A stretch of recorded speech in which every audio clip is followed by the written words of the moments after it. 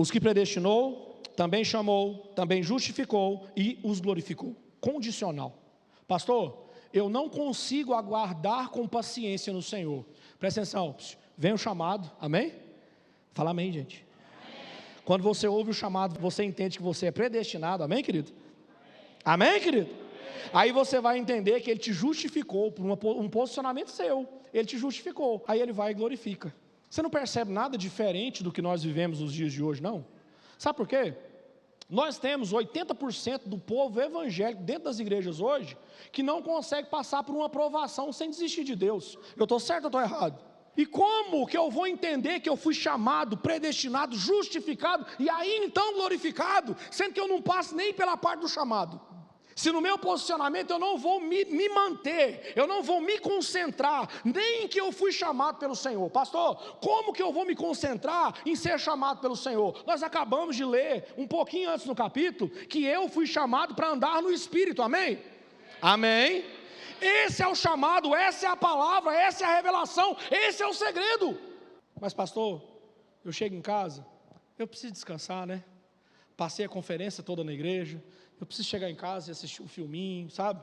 E, né, ter uma conversa falando pelo menos umas besteiras com meus amigos, sabe, pastor? Porque eu estou cansado, pastor, o negócio foi pesado. Isso não te causa desespero, não, irmão? A presença de Deus te cansa e o mundo te descansa? As coisas do Senhor são um peso, as coisas do Senhor são difíceis, as coisas do Senhor são amargas e o pecado é doce. Isso não te põe para pensar em nada não, querido. Tem crente que não consegue ouvir uma palavra de 2 horas, não consegue ouvir uma palavra, nossa, eu estou cansado, sabe? E vira aquela giriza, aquele satanás imperando na vida da pessoa. Aí liga a maldita televisão, abre a porcaria do Netflix e assiste 8 horas de série. Então Deus é a parte ruim da história. Aí é aquela história, quando eu era do mundo, eu acontecia, eu fazia, aí eu fui e converti. Ó céus, ó vida, ó azar. Isso não te coloca para pensar em nada não, querido. Acorda em nome de Jesus. Nós precisávamos ser a geração que fica 3 dias, 4 dias numa conferência e segunda-feira está perguntando que hora que é a próxima reunião. A gente tem que ser essa geração que fica 20 dias envolvido num evento ou numa situação que é pura palavra e vai chegar em casa e vai ruminar a palavra que ouviu. Mas nós somos a geração que precisa descansar das coisas de Deus.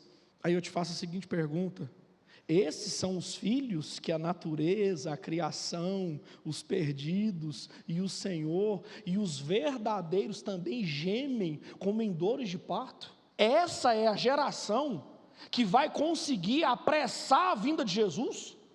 Essa é a geração que vai conseguir trazer, né, como o pastor Eduardo falou ontem, né, ir ao conselho do céu para entender qual que é a movimentação para trazer o reino de Deus para a terra? É essa?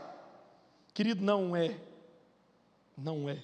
É mais fácil a geração descer até o inferno e saber qual que é o novo hit e começar a copiar para conseguir se promover. Pastor, mas nós estamos falando aqui de manifestação dos filhos. Nós vamos chegar lá, amém?